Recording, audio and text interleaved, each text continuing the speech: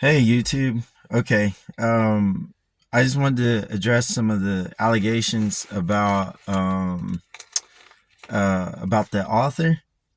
Well, you know, as everyone's saying, it's always alleged. It always has to go before a court, and they say that the court of commenters, whatever.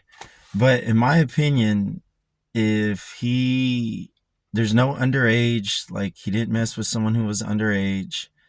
Um, he's not having like affairs with married people, and then he's not. It doesn't sound like anything was truly forced, like held against somebody's will type of thing. All of these sound like um, they're situations where permission was there, where either he went to someone's house or they came to his house. And in my opinion, once someone goes under somebody's roof, or once someone steps foot in someone's door, then that's kind of that's kind of when you go into someone's door, you don't know what's going to happen. It's just like it's kind of like saying, okay, I'm kind of open for something, especially if you don't know anybody. Like if a girl invited me over and I go into her house, I just know that I stepped into her world, and whatever she wants to do, I I went inside there. And so and if I want to leave, if I don't want to be in that situation, I have the option to leave unless I'm being held against my will. But if I'm continuing to stay there, then I'm choosing to stay there. I'm making a choice. So women who have gone to a man's house and they say, well, I don't like the way he kissed me, or I don't like the way he was hugging me, or I don't like the way he was being aggressive. Unless they're held against their will, they have the option to leave that house. That's just reality. And then if a man goes to a woman's house, like I said, she's inviting him over to her house and it's her world, and he's still a guy. And I mean, unless he's really forcing herself, she can always tell the guy to leave, like, just get out of my house. And when the guy doesn't choose to leave, then yeah, there's a problem. But if he says, okay, it's not your thing, sorry, then leaves, no problems. But once again, like I said, you don't hear anything about these women being under 18 years old. You don't really hear about them being alone because some of this stuff is at parties. And the next thing you hear, everything was like invitational. They came to his house, he went to their house. And then,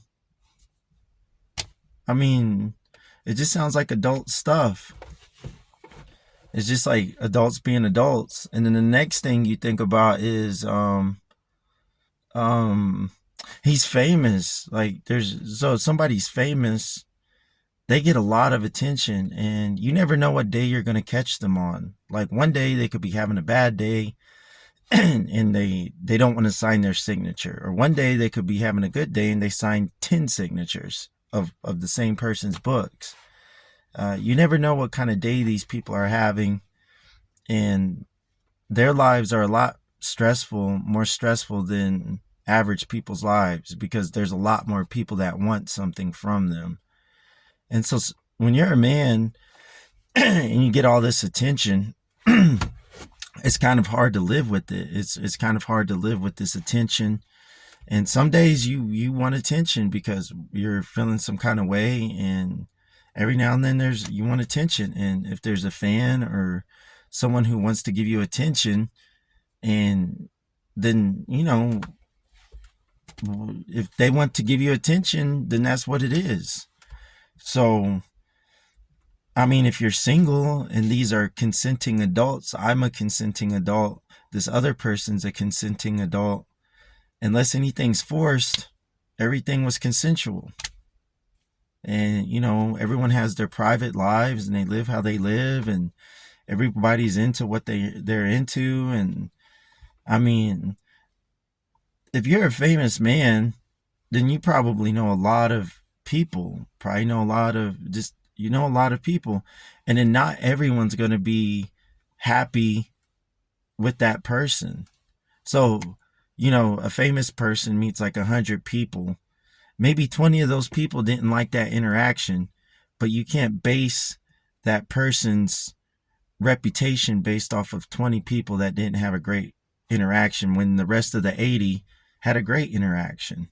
And it's kind of one of those things where, like on a movie review, where you got 10 people grading a movie and 5 out of 10 people liked the movie but didn't make a review of it. Two out of 10 will say, man, the movie was great. That was a great movie. And then 3 out of 10 will say, that's the worst movie in the world. I'm never going to see that. Your children shouldn't see that. And that's just the worst movie. And their review is like so long. And then so everyone thinks that, oh, this movie's horrible because those 3 people didn't like it, when really 7 out of 10 people liked it. And so I think it's one of those things where maybe just a few people had some bad interactions and they're the loudest voices. So they're the ones that get heard the most, where everyone else had a great interaction with him. And in my opinion, he just does his work. He writes books, people like him. And he writes books, people like him, and then people talk to him. And then if he talks back to them and makes friends with them, that's his business. That's their business. And then and he writes his books, and whatever comes of that, he's not promising anything. He's not promising to be this great man. He's not promising to be like, oh, I'm a great guy and I'm respectful to everybody. As far as I know, he's not made any promises about like what to expect from him. He's a talented author. If you're talented at something, then then whatever works those talents produce and whatever feedback those talents produce is beyond him, beyond that person. They just produce the work and it gets its feedback, and it's kind of out of their control. So there's a ton of authors out there in the world, and a lot of people don't know about them, and for whatever reason, but there is some, they make a great work, it gets a lot of feedback, and it creates a lot of fans. And however those fans take that work of art, however fans take that artist, it's not up to the artist. They just made the work. So it's beyond him to control whatever anybody's going to think about him or it. We're not in control of what people think of what we do, and we're not in control of what people think about us. So everyone's human. Everyone's a man or a woman. I don't think anyone's professing to be perfect. And that's really what I got to say on that. What else can I say?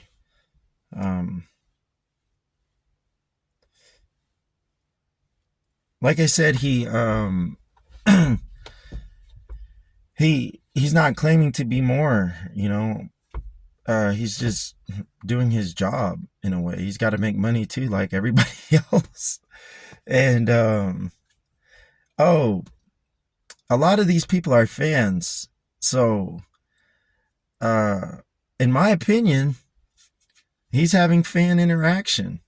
And yeah, maybe not all the fans are happy with the interaction they had, but guess what? They had an interaction. He gave them the time of day. And if they didn't like him, the man that they wanted him to be, that's not his fault.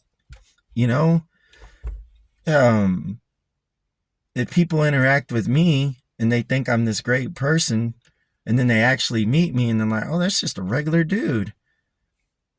It's not my fault that I'm just a regular dude. And it's, if I was a disappointment to them, I didn't claim to be anything more than what I am.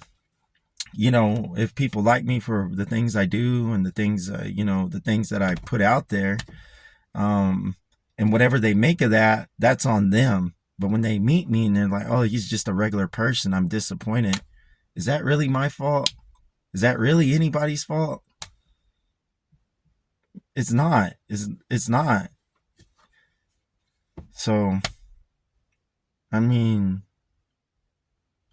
what's really wrong, actually? Have a good day.